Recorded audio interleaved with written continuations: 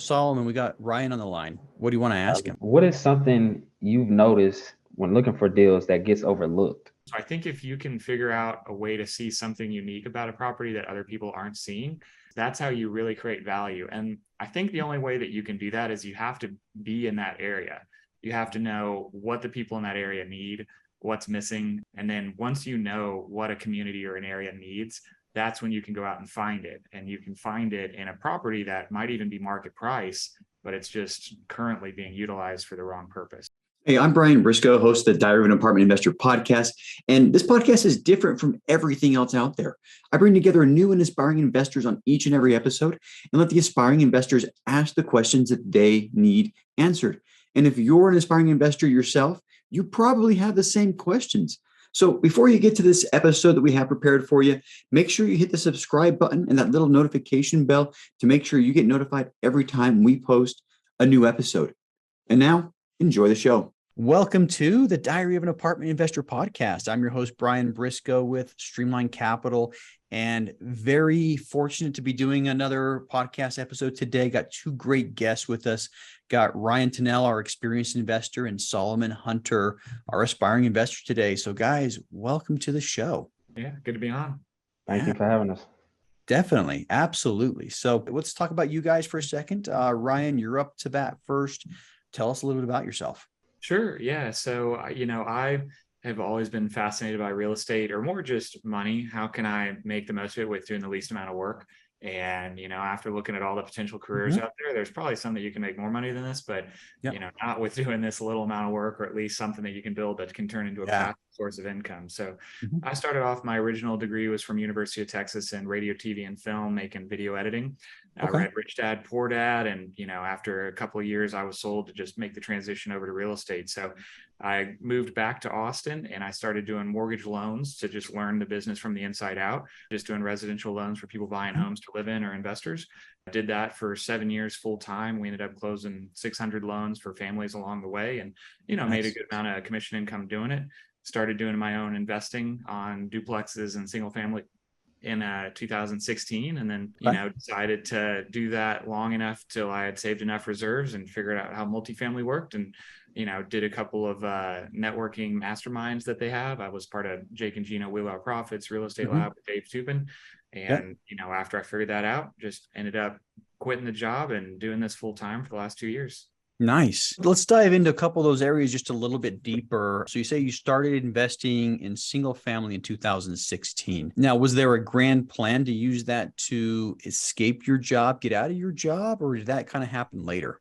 Definitely. So, the long-term vision has always been to be in investing full time. I'd love to own just a lot of, real estate, all over either Texas or all over the US. So I started off doing mortgages first just to learn how to do it. But yeah, that first property, I got a duplex as a house hack, FHA, 3.5% down.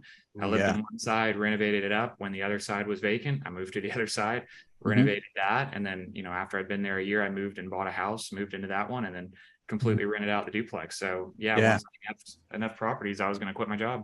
Yeah. I pitched that idea to my wife once upon a time. Hey, let's go buy a duplex, live in one side. And she looked at me and says, Brian, we have 5 kids. I'm like, yeah, you're probably right. We're not going to find a duplex, but I did use both my VA and my FHA loans to, house hack. It's kind of, you move in, you live in it for a bit, you move out, turn it into a rental. But that's very similar to how I started. So you started with the duplex, progressed from there. Just go through the progression of how you grew that. And what I think most interested in is throughout the process is when were you able to sit down and say, it's time, it's time where I can cut the ties and I can do this by myself or on my own. Yeah, definitely. Yeah. So, 2016 was the first year I bought the duplex. The year after I bought just a single family, it was a 4-bed, 3-bath. So I moved into the master and I rented out the other 3 rooms, and I lived there for free, essentially building equity over time. And I wanted to get more real estate, but I actually didn't get another deal for 2 years. I had somebody pass along a distressed seller that was going through a foreclosure. It was a realtor. And they said, hey, I could, put this on the market, but he's going to get foreclosed on in the next 35 days. Do you just want to buy it? And I'd read a lot of books on creative financing. So I bought that deal subject to the existing financing within 5-6 days of them getting foreclosed on, we had to pay like 25,000 of back mortgage payments to get it caught up. But then I owned it with essentially 50,000 of equity built in. So we touched it up a little bit, and then within a month or two sold it. We didn't make a ton of profit on that one compared to some of the other deals, but just being able to get in there without a little bit of money and learn how to do a subject to deal was fun. And, then just, a couple other properties where, hey, the price is like 10-20% less than it should be, so let's buy it. But I mean, the real thing was I made most of my income from doing mortgage loans, and I really was just doing the investing to get the experience. I got a lot of luck on the equity appreciation because of the bull market we've had, but if I didn't have tons of savings and I would have been hard pressed to find a way to get out of it. So definitely the savings, and then joining the masterminds where I was being around guys who were doing deals that I didn't think were that different than me. I think real estate, if you just kind of figure out how it works, it's just like a system. And as long as you know what levers to pull, anybody can do it. And, you find good people that you can call your mentors and say, hey, I'm new to this. I think I know what I'm doing, but please help me from messing up too bad and get myself into bankruptcy. So I'd call and run every deal by them potentially. And, I'd say, hey, I'll partner with this on you guys. I'll give you guys whatever percent of the equity you want. Just let me get into a deal. And with enough practice, people trusted me and they said, hey, there's actually some good deals here. So let's do them. Nice.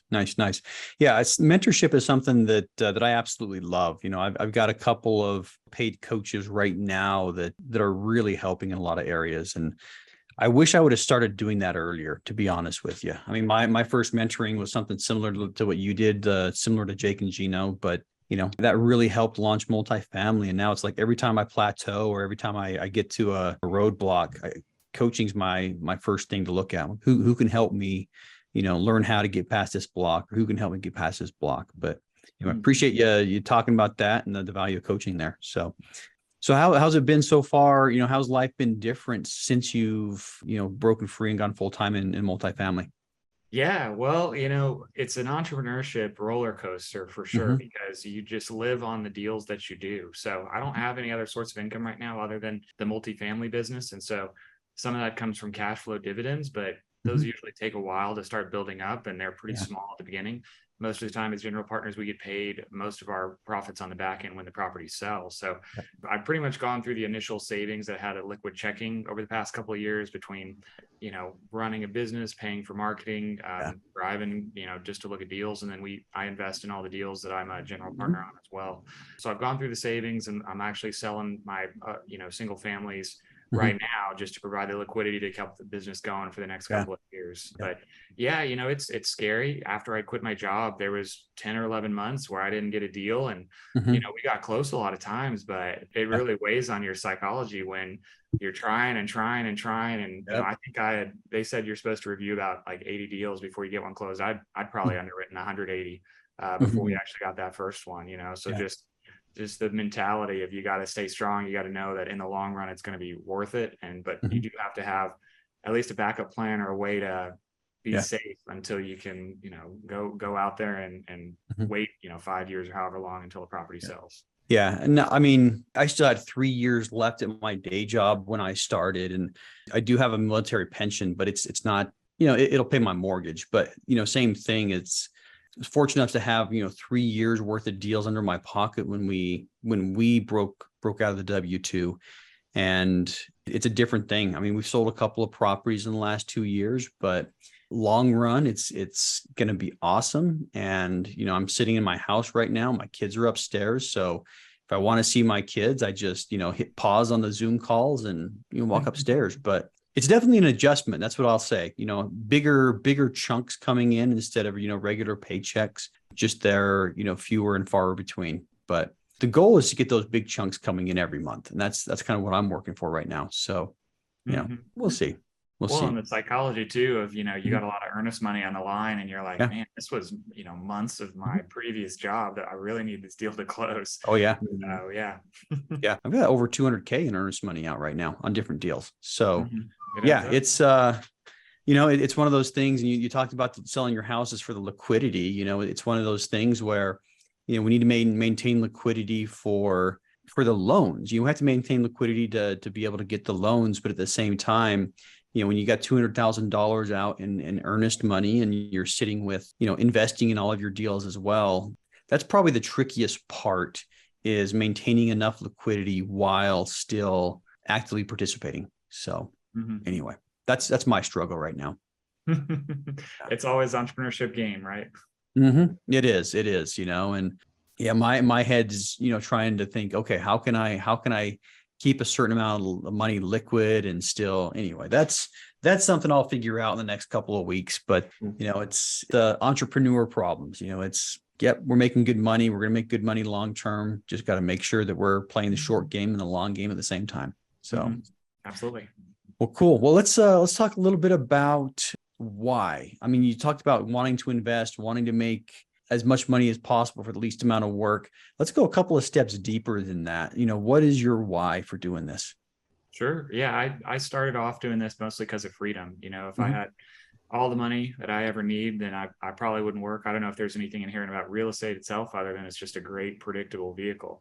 What's interesting though, I've really come to enjoy it quite a bit, that there's an element of creativity you can have into solving some of the problems that you encounter. There's design aspects that you can do to when you upgrade a property that you can decide, all right, are we going to put crushed granite in here? We're going to do different kind of xeriscaping, what color schemes we're going to use, what materials we're going to use. So there's some fun in picking out the materials, and there's also just pride and satisfaction.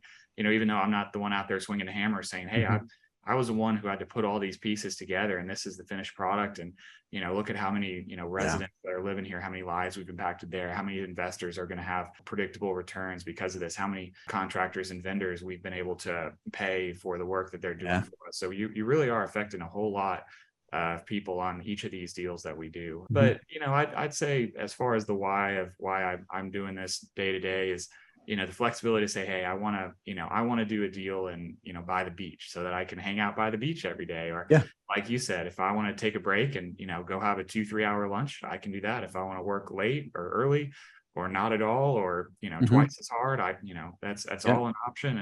And the future's just up to us. Okay.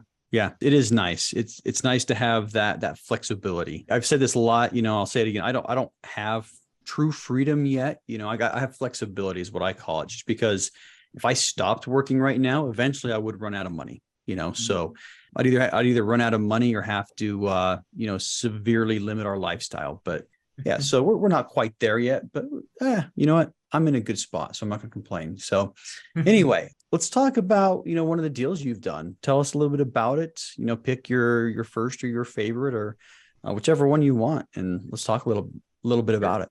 Yeah, I've talked about other deals in the past. I don't think I've actually talked about the deal I have in Dallas. So we bought a 12-unit apartment complex and we closed in November of last year. And I actually was able to do a 1031 exchange. I sold one of my duplexes just barely in time to, within a couple of days to 1031 into this 12 unit here.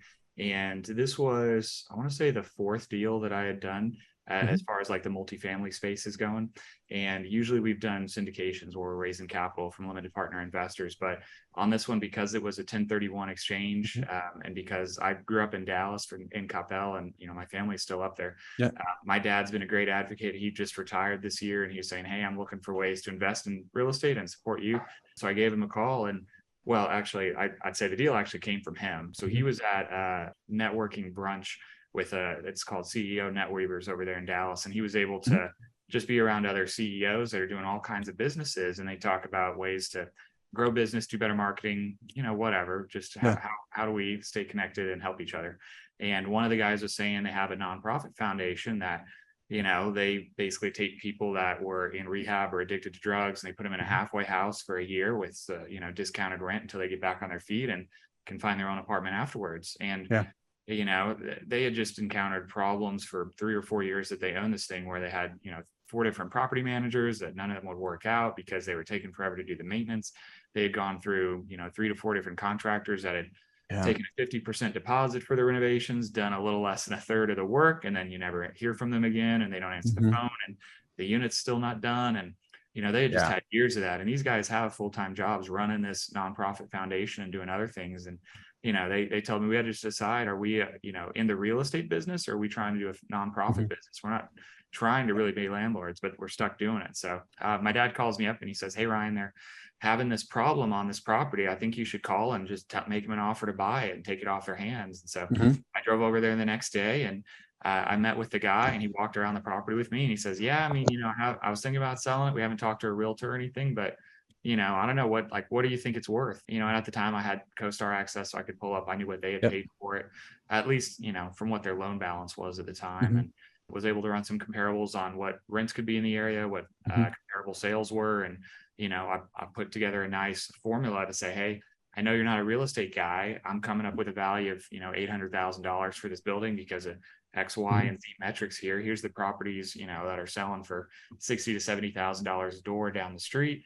The rents are coming in around $1,000 to $1,100 over here and here and here. So based on this, for it to make sense, this is the price that we can pay." And that number was 800,000. And he said, "Give me a minute, let me talk to the board." And so he came back and he said, "Hey, if you can do 850, like, we'll just call it a day." So I talked to my advisors, which is my dad, and came back the next day, and I said, "Hey, I think we can do that." So we ended up signing a contract a couple days later after going through the finer points, and had that 60-day close with a 30-day option. I said, "Hey, I'm doing this 1031. That's why we need the optional 30-day extension." So, but good thing we had that. We needed it. But yeah, I mean, essentially we took it over, and at the time, it was probably 70% occupied, and the highest rents were like $900 a month. We closed that in November, and, I got a general contractor over there to do it. And I don't know if I said, but, with my 1031, my dad was just the rest of the money. So I raised it, I guess, from him, but he was like, "Hey, yeah, it's a good project." So we had a general contractor go in there, and these are all big 2-bed, 2-bath, 1,200 square foot units in a that is large. building. Yeah. They're pretty big for apartments. And they weren't in, that bad a shape. It was built in 1980, but we were able to get the first couple. We got 3 units that were vacant, renovated, within 2 months, and they started renting for $1,400 a month from the previous $900. So it was a big increase. And then we're just kind of going through each of the rest of the units. Then we have the final one just vacated, and we'll be able to start renovations. It'll probably be ready in 5-6 weeks. But because these are such large units, I was thinking we'd spend, $13,000-$14,000 a unit getting them turned. It ended up being about $18,000 a unit. We replaced pretty much everything, luxury vinyl plank floors throughout. We even did black appliances. Countertops, we just did resurfacing instead of any kind of granite. Gooseneck faucets, chrome finishes all the way throughout. New door handles, we painted everything, replaced all the ceiling fans. But I didn't think it'd be that much, but it really adds up.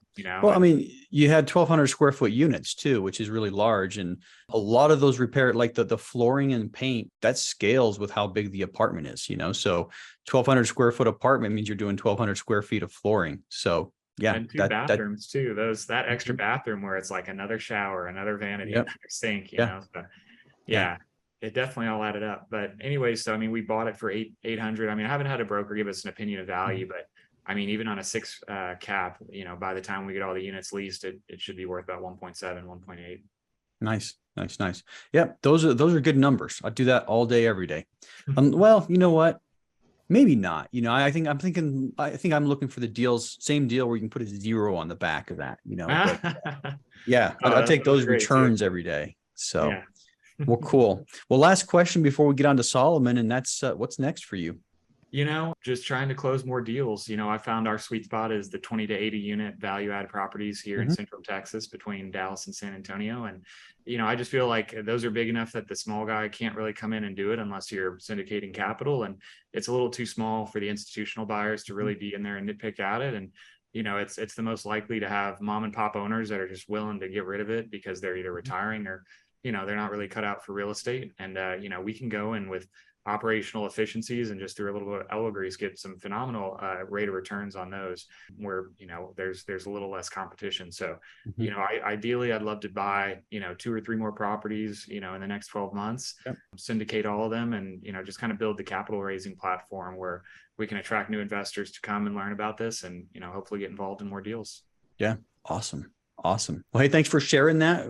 We're gonna switch gears a little bit and welcome Solomon. So Solomon, welcome to the show. How you doing, man? I'm good. Thank you for having me. Absolutely. So do us a favor. Tell us a little bit about yourself. Okay. Well, I'm Solomon Hunter. I'm originally from Charlotte, North Carolina. At the time, right now, I'm a full-time diesel technician. I started working on trucks 2016. Mm-hmm. So still doing that. My first actually way I got into real estate was through wholesaling, and that Mm-hmm. was in 2019. Did a few deals, nothing life changing, just like 2,500 here and there. You know what I'm saying? Mm-hmm. But it actually taught me, a lot about real estate and how to Mm-hmm. go about, the lingo and just the ins and out of real estate.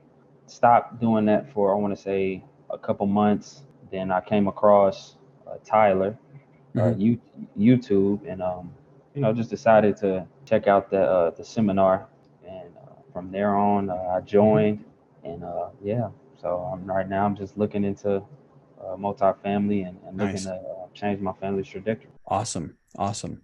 So let's talk about your motivations. I mean, you said at the very end, looking to change your family's trajectory. So I assume that's part of your why, but let's dive into that a little bit. What's your big burning why? My big burning why is most importantly take care of my family and freedom. Just really, when I was young, my family really, I would say, built a lot of confidence in me, and I always felt like the pressure of like I have to be the one to, to make a change and Mhm. just do great things. So I feel like this is the direction to, to do that. Mhm. Yeah. Yeah, I love it. I love it. I think it's good attitude to have no matter what you're doing is I have to be the one to make a change. I think Mhm. that's pretty healthy, to think Mhm. about that. And you're always in control. But well, cool. Well, let's see what we can do to help you in the next, 15 to 20 minutes or so. So Solomon, we got Ryan on the line. What do you want to How's ask it him? going, Ryan? Yeah, I did a little research before I got on. So Awesome. Good man. Love it. yeah, man. I see you just said that you only focus on 20 to 80 units. Is there any plans as far as like going for more, like bigger apartment complexes? Yeah, eventually we've got, on the deals that I do where we have to raise, more money than I can personally raise. Mhm. I was able to raise like $1 million on our recent deal, but we had to get other equity partners if we're doing deals that need $2 or $3 million capital raise down payments. So, I'd love to get in the same space until I'm consistently either raising all the money myself or just doing deals with the people that I really like. But Mhm. if I get to the point where I have so many investors saying, "Hey, I've missed out on your last deal, like, you need to do another deal," or I guess that'd be the point. I'd either start doing more deals or bigger deals. Sure. That's something that I think I learned early on is, what's the biggest thing that keeps me from scaling? And it's how much capital you can raise, so I've said this many times, if you're to focus on one thing starting out, you should probably lean towards, raising the money. Yeah, and that's the actually position that I'm in right now, trying Mhm. to Yeah. find ways to raise capital. My next question is, what was your first big mistake when you started investing in multifamily?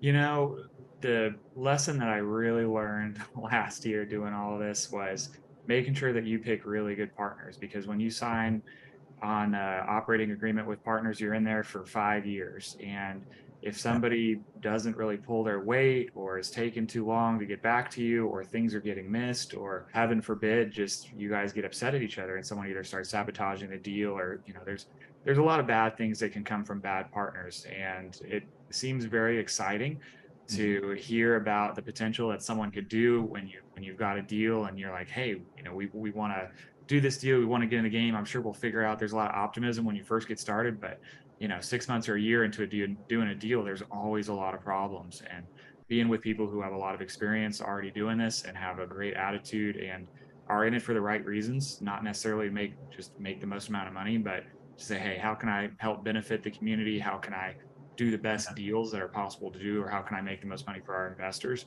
Those are the people that you really want to be around. So just the biggest mistake that I've made was not doing enough work screening the partners and finding good people to work with. Yeah. Okay, yeah, that makes total sense. That makes total sense because that's Yeah. kind of like I would say like a marriage, really. It Yeah.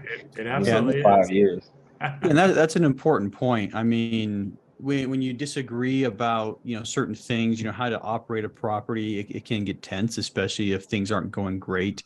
So a lot of those things, you should agree upon, business plan, what the triggers to sell are, just things like that, especially when you come to the end, a lot of people say, hey, we're going to do a 5-year hold, and nobody ever does a 5-year hold, right? I mean, every 5-year hold I've seen, well, they may now because of where the market's at, but every 5-year hold I've seen advertised in the last, 5 years has already sold, So yeah, I think what Ryan says is absolutely key, making sure that your interests and values are aligned, and then make sure there's clear expectations on, hey, this is what it's going to take us to sell. This is our trigger to sell. This is our trigger to refinance, and have those things clearly delineated and agreed upon beforehand. And you're going to save a lot of heartache later on. Yeah, one way you can even fix that is just to say, hey, let's like work together in a way that's not a contract, especially if you're working with a mentor, someone that's got a lot of experience. Say, let me help you in ways that, we're not bound legally to work to each other. It's just, hey, I'll provide value and I'll help you with whatever you need. And if one day it doesn't work out, I'll just walk away. No harm, So just kind of waiting until you have worked with somebody for a while and you know who they really are before you actually do deals with them. Okay. My next question is, how did your first deal go for you, and what challenges did you come across? Yeah, I mean, the first one as the duplex went great. I bought it right when the market was going up. So the rents were going up and the price of the house or the duplex was going up quite a bit. And, I spent more money on materials renovating, but I also learned how much stuff costs. So that the next time I learned a lot as well. As far as the multifamily, the first deal I did was in April of last year, and we bought 32 units, and that one, it surprisingly just went really well. I mean, it's in Gonzales, Texas, so it's a real small town. So we weren't really able to find a good, reliable third-party property manager to go out there and manage it. And it had a, on-site leasing person. Well, I guess her family lives there, but she doesn't really live there. She lives off-site. We give her a discount on, the rent to live there. But basically learning how to work with somebody, not being in there micromanaging, not doing everything, but then also helping them and teaching them the ways that it needs to be done in an appropriate way. And, it was only 32 units. So she was only part-time working with us, and she had another job part-time. And so just kind of figuring out how to draw the line of what are the expectations. Because, even the real estate, you can be really good at underwriting, or you can be really good at having knowledge of construction or wholesaling or contract negotiation. But at the end of the day, the people that get wealthy through working well with people, whether that's through the vendors that you work with, your actual on-site leasing team, the agents that you work with that refer business your way. I mean, you can go so far by yourself, but you're going to go way farther as a team and working well with people. So yeah, just man, I've learned more about how to work well with others and work well with a team in this last year than I did the whole time I was doing mortgages. So yeah, that's definitely one of the learning curves. Okay, for sure. So you say, what was the big difference between being a loan officer and the managing partner as far? Well, yeah, one of the reasons I got out of mortgage is because it's very competitive in that everybody is in it for themselves. Your sales guys. So if somebody wants to buy a house, and you got 5 loan officers, all 5 of them are going to say, you should work with me and you shouldn't work with that guy. But, in the multifamily game, it's a little different because there might be a property for sale and, maybe your group likes it, another group likes it. But, as long as everybody plays well with each other, there might be an opportunity for you guys to buy it together. Or there might be an opportunity where you realize and say, hey, I have skills understanding how, leasing and operations works, but I don't understand construction as well. Or I'm really good at raising money, but I'm not really good at finding deals. And a lot of people have complementary skill sets. So it helps an environment to be very collaborative and for everyone to work together. Whereas in mortgages, you're just in yourself. No one's really got your back, and everyone is really hoping that you fail because then that means more deals for them. Gotcha. So you like the team aspect of it more, I would say. Yeah, I would say the same. Yeah. Most definitely. Okay. What is something you've noticed when looking for deals that gets overlooked? I would say the way to know that you're doing something unique in real estate is it should be effortless. Like you should be able to have it be repeatable. And it's very, very hard to do that. The deals that I've found so far have been passed my way because of networking. Someone found me and they liked, I don't know, my personality or something about me, and they either offered to do a deal with me, or they, like brokers, offered to give me a deal off market. So the deals that I've been most excited about, obviously, when we make a lot of money, that's exciting. We have one in Canyon Lake that we turned a property that was just these 14 cabins into short-term rentals. And that has been a very difficult. It's probably the most difficult project because we've had a lot of construction and we've had a lot of variability in operating costs, but it's been the most creative endeavor. And I think it's going to do the best performance wise because we paid market price for a property because we had so much more that we were going to do to it. So I think if you can figure out a way to see something unique about a property that other people aren't seeing, that's how you really create value. And I think the only way that you can do that is you have to be in that area. You have to know what the people in that area need, what's missing. And then once you know what a community or an area needs, that's when you can go out and find it. And you can find it in a property that might even be market price, but it's just currently being utilized for the wrong purpose. So it's, I don't know if that really helps, but just learning what's needed in a community and then finding that in a building. Yeah. I'll throw my 2 cents in. I mean, a lot of people aren't getting numbers to work out, but, one thing that we're looking at is longer term holds, so, instead of, 5 years being like the end game, we're looking at like 20, we underwrite out to 20 years. Here's what the returns are going to look like, if we hold for 20 years. And one thing that's nice about that is, my opinion on your underwriting is every block in your underwriting is always going to be wrong, so, when you underwrite things, you try to make, solid projections. You try to be close to right. But I think the longer time frame you look at, the more of a chance you can take with numbers, so if I were underwriting something to try to sell it in 3 years, there's a lot of volatility in the market, well, a lot more volatility right now in pricing and market than, real estate normally has. But if I stretch that 2 to 3 year time frame out to 10 to 20, now there's a lot less things are going to stabilize, and there's not as, the swings aren't nearly as big, and I can maybe afford to pay a little bit more, when other people are making offers on a property that are like 85% of what the ask price is, we might be able to come in between 88 and 90, and just from looking at a longer term perspective. Other thing we're looking for is we're always asking brokers, hey, do they have an assumable loan? And if the answer is yes, we'll get information about the loan. And if the LTV is too low for us to make it work with an assumption, we'll ask the next question: is the owner willing to keep some of that money in his equity, or is the owner willing to write a note in second position? So we're also trying, a couple of creative financing, things on multifamily, when that makes sense. So we haven't signed a contract yet on a deal like that, but we're getting close. Okay, great. All right, I got one last question. What is some advice you would tell an aspiring investor when starting in syndication? So advice, it's worth it. And the more that you can soak in, the faster, the better you're going to be. I think a lot of people, you get distracted by, either shiny objects or bouncing between a lot of different things, or they say that they're going to do it, but they're not really all in. The way that you can be successful is you have to put all of your attention into it. And you just have to work harder than the other people are working. The guy that can make 50 phone calls a day is going to do more deals than the guy that only makes 20. The guy that's driving out to the property to check on the renovations every day is going to get better returns than the guy that goes out there once a month.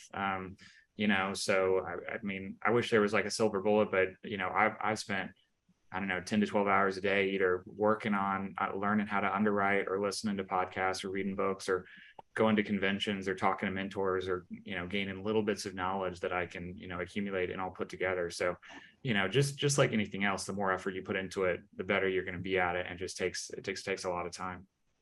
I would say, just remember, you're going to learn more from taking action than you're ever going to learn from reading books, listening to podcasts, going to seminars or webinars or conferences or whatever. I mean, as awesome as this podcast is, okay, the best way you're going to learn is by taking action. So do whatever you've got to do to learn the game, but make sure you're putting that into action, actionable steps, and you're taking action every single day.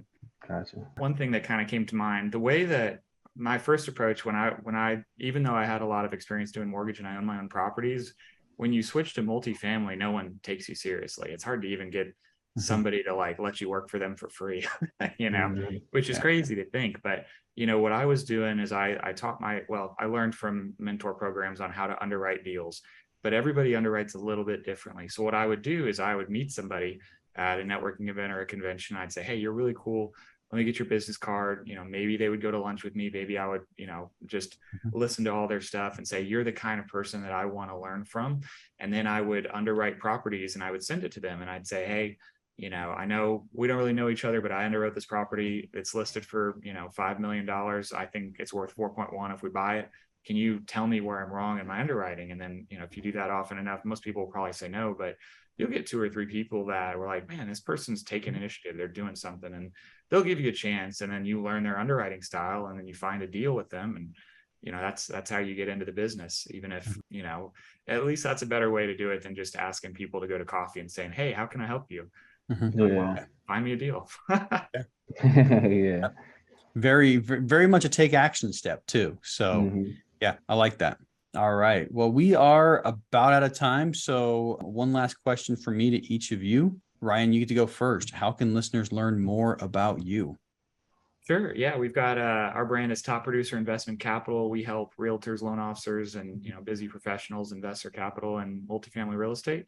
So topproducerinvestmentcapital.com. We're also the same handle on Instagram, Facebook, TikTok, just about everywhere. Awesome. And Solomon, same question. How can listeners learn more about you? You can follow me on Instagram at Solo Kyrie. That's SOLOKHAIRI. That's my middle name. You can follow us on Instagram as well, 26 Refine Group, and go to our website, www.26refinegroup.com, as well as LinkedIn. So, yeah. Awesome. We'll make sure that stuff gets to the show notes so that everybody can find these guys. So once again, thanks a lot for coming on the show today, and had a little bit of fun today. So thanks a lot. Thanks for having us. A lot of fun, not a little bit of fun. A lot of fun. A lot of fun. I don't know where that came from. A lot of learning. A lot of fun. Hey, if you like that episode, make sure you hit that subscribe button. But more importantly, if you haven't joined our multifamily educational community, the Tribe of Titans, yet, you are missing out. So get yourself 30 days free by clicking the link below in the description, or go to thetribeoftitans.info, and we'll see you there.